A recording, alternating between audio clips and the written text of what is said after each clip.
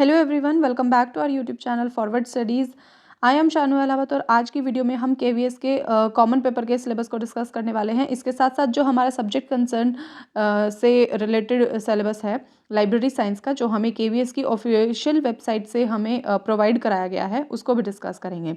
सबसे पहले मैं बात करूं कि जो हमें लैंग्वेज प्रोफिशिएंसी पार्ट ए में जो भी दिया गया है 30 मार्क्स में, हमारा 15 मार्क्स में हिंदी और 15 में इंग्लिश को दिया गया है।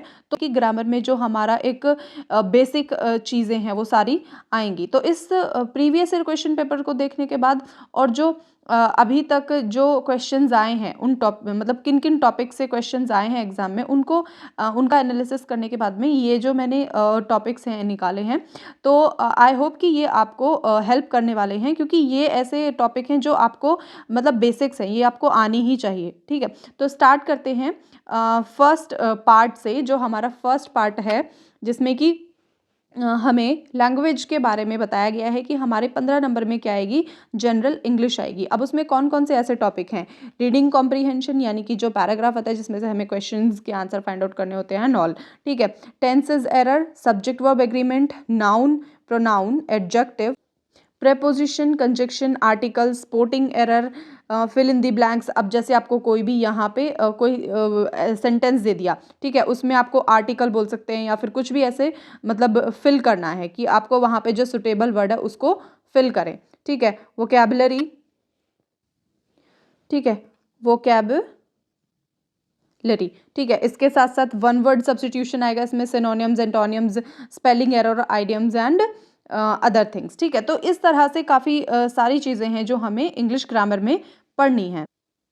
इसके साथ साथ मैं आपको एक चीज़ और बता दूं कि इसमें जो चीज़ें हैं, इसमें टॉपिक ऐड हो सकते हैं, ऐड ही हो सकते हैं, मतलब माइनस तो नहीं होंगे। ठीक है, हिंदी के बारे में बात करें कि 15 नंबर में अगर हिंदी आ रही है, क्वेश्चंस आ रहे हैं, तो कौन कौन से ऐसे टॉपिक्स हैं जो कवर होने वाले हैं। ठीक है, सो सबसे पहले तो जो है अपठित गद्यांश, अपठित गद्यांश। उसके बाद आपको पता है कि हिंदी एक पूरा मतलब इस तरह से चलती है कि अगर आपको फॉर एग्जाम्पल संज्ञा है, संज्ञा के बाद सर्वनाम है, विशेषण, क्रिया, अव्यय, वचन, लिंग, तो यहाँ से कोई भी मतलब क्वेश्चन बन के आ रहे होते हैं। प्रीवियस ईयर क्वेश्चन पेपर जो हमने देखे हैं उनको देखने के बाद में ऐसा है कि ये जो सारे टॉपिक हैं इनमें से क्वेश्चंस आए हुए हैं। ठीक है, उपसर्ग हो गया, उपसर्ग प्रत्यय, वाक्य निर्माण, इसके बाद आपका पर्यायवाची, अनेकार्थी शब्द हो गए, विपरीतार्थक हो गए, मुहावरे, लोकोक्तियां हो गई, अलंकार, शब्द भंडार है ये बेसिकली पूरा। ठीक है, शब्द भंडार में आपको सारा जितना भी आ रहा है आपके तद्भव तत्सम, ये सब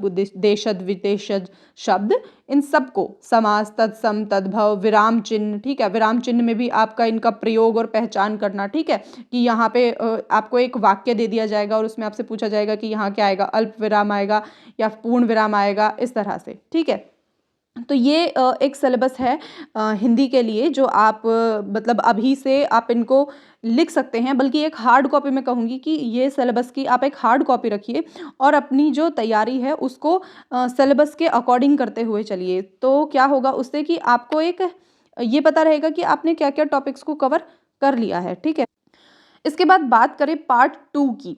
पार्ट 2 में हमने देखा है कि हमारा 50 मार्क्स में आ रहा है, जिसमें कि हमारा 20 मार्क्स जीके और जीएस जो भी है। ठीक है, इसके बाद 20 मार्क्स में हमारा रीजनिंग है और 10 मार्क्स में हमारा कंप्यूटर लिटरेसी है। ठीक है, अब इसमें भी हमें क्या देखने को मिलेगा कि जो जीके और जीएस है, यानी कि जनरल नॉलेज और जो हमारा करंट अफेयर है, ये बहुत ही ज़्यादा ब्रॉड है। ठीक है, ये एक ब्रॉड सब्जेक्ट है, इसमें आपको बहुत सारी चीज़ें पढ़नी पड़ेंगी।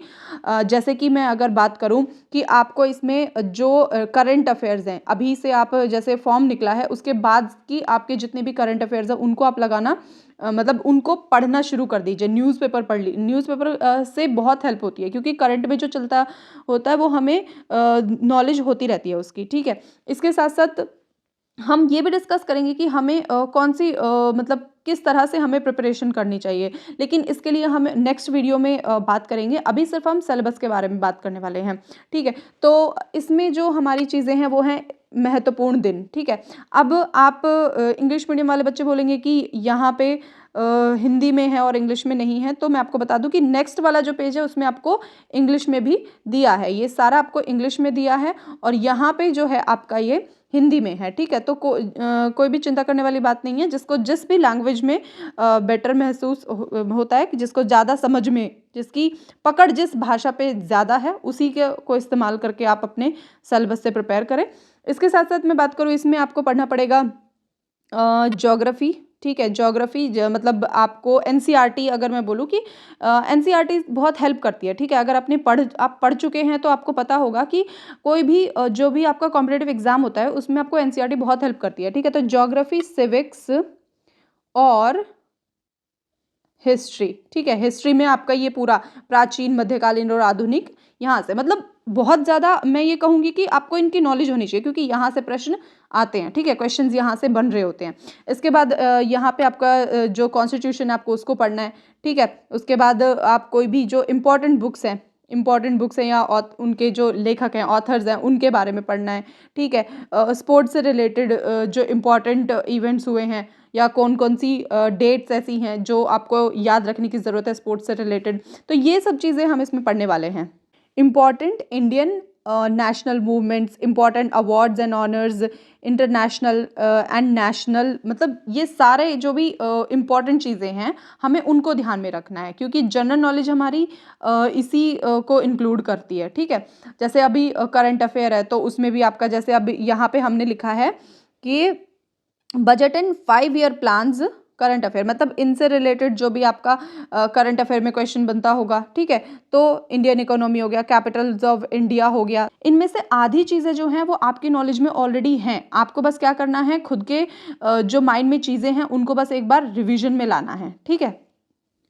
बात करें रीजनिंग की, तो ये भी कितने मार्क्स की हमारी आ रही है, 20 मार्क्स में आ रही है, ठीक है। रीजनिंग हमारे 20 मार्क्स में आ रही है और इसमें क्या क्या मतलब टॉपिक्स हैं जो कवर करने हैं। कैलेंडर से रिलेटेड हो गया, फिगर काउंटिंग हो गया, dice, cubes, direction sense test, ठीक है, डायरेक्शन से रिलेटेड हो गए, टाइम सीक्वेंस हो गया, अल्फ़ाबेट टेस्ट हो गया, कोडिंग डिकोडिंग हो गया, सीरीज कॉम्प्रेशन, मैट्रिक्स, ठीक है। तो बहुत सारी चीज़ें ऐसी हैं जो कि आपको पढ़ने की ज़रूरत है। अब जैसे यहाँ पे अल्फ़ाबेट हो गया, ठीक है, कोडिंग डिकोडिंग हो गया यहाँ से, या फिर ये सीरीज कॉम्प्लेक्शन, यहाँ से क्वेश्चन आते ही आते हैं, ठीक है। तो आपको कुछ टॉपिक्स तो ऐसे हैं कि जो आप उनको बिल्कुल आप इग्नोर नहीं कर सकते, जैसे कि आपका ब्लड रिलेशन टेस्ट हो गया, तो ठीक है, ये भी काफ़ी क्या है, इम्पॉर्टेंट है, ठीक है। तो मतलब बहुत सारी चीज़ें हैं जो आपको पढ़ने की ज़रूरत है इसमें, जिनको आप स्किप नहीं कर सकते। इसके बाद आता है miscellaneous exercise, syllogism, analytical reasoning, statement and assumptions, statement and course of actions, statement and argument, cause and effect. तो बहुत सारी चीज़ें आ गई हैं सिलेबस में।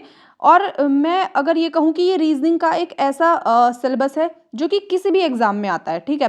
तो आप अगर ये पढ़ लेते हैं तो आपका केवीएस के साथ साथ में जो डीएसएसबी है, मतलब दोनों की प्रिपरेशन हो रही है। आपको कुछ भी अलग से पढ़ने की ज़रूरत नहीं है कि आपने कुछ जो चैप्टर्स हैं वो सिर्फ केवीएस के लिए पढ़े हैं और कुछ जो हैं सिर्फ DSSB के लिए पढ़े हैं, क्योंकि कॉमन पेपर सबका सेम होता है। आप न सिर्फ ये एग्ज़ाम बल्कि किसी और एग्ज़ाम की प्रिपरेशन कर रहे हैं तो भी आप क्या कर सकते हैं, इस सिलेबस को फॉलो कर सकते हैं। कंप्यूटर लिटरेसी आपका 10 नंबर का आने वाला है, जिसमें कि आपको बेसिक्स पढ़ना है, ठीक है, बिल्कुल बेसिक पढ़ना है, जिसमें कि आपने अभी तक, आप जैसे 1st to 8th अगर आपने कंप्यूटर पढ़ा है या उसके बाद भी पढ़ा है, तो ये जो चीज़ें हैं ये आपकी कवर ऑलमोस्ट हो गई होंगी, ठीक है। तो आपको क्या पढ़ना है, बेसिक पढ़ना है, फंडामेंटल ऑफ कंप्यूटर सिस्टम, उसके बाद जैसे basics of computer, basic of operating system हो गया, MS ऑफिस हो गया, तो ये सारी चीज़ें आपको पढ़नी है, ठीक है। इनपुट डिवाइसेस हो गए, computer software relationship between hardware and software system. तो आपको क्या मतलब इससे आइडिया लगता है कि जो हमारा बेसिक सिलेबस है, ठीक है, आपको यहाँ से पढ़ने के बाद पता चल रहा होगा कि ये बेसिक है, पूरा बेसिक है, ठीक है।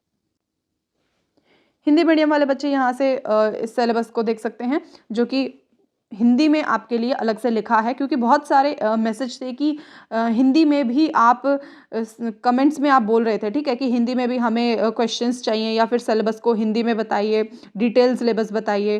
तो जितना मेरे अकॉर्डिंगली मैंने कवर किया है, आई होप कि आपको हेल्प करने वाला है, ठीक है। और अगर आपको वीडियो थोड़ी भी हेल्पफुल लगती है तो वीडियो को लाइक कर दीजिए, चैनल को सब्सक्राइब कर दीजिए, शेयर कर दीजिए चैनल को, और साथ साथ प्रेस कर दीजिए बेल आइकन को, सो दैट जितनी भी हम वीडियोज़ डालेंगे आगे आने वाले लाइब्रेरी साइंस से रिलेटेड या फिर कॉमन सब्जेक्ट से भी रिलेटेड वो आप तक ईजिली पहुँच जाएंगी।